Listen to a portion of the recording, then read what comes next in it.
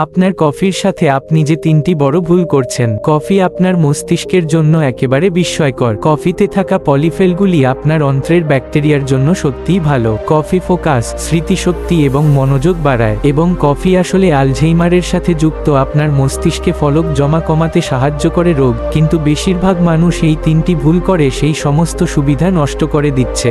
1 নম্বর ভুল, আপনার কফিতে দুগ্ধজাত খাবার যোগ করা। দুগ্ধজাত প্রোটিন কফিতে থাকা পলিফেলগুলিকে আবদ্ধ করে এবং তাদের কম শোষণযোগ্য করে তোলে, আর তাই আপনি কফির উপকারিতা পাবেন না। তাই দুগ্ধ পরিবর্তে কি যোগ করতে? এমসিটি তেল বা নারকেল তেল যোগ করুন।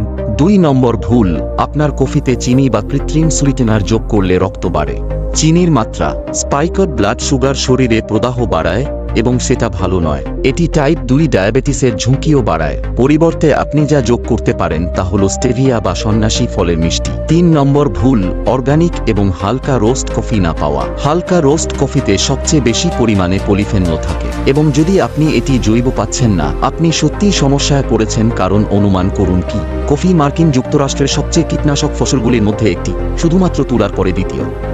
তাই আপনি সত্যিই আপনার শরীরে এই কীটনাশক চান না।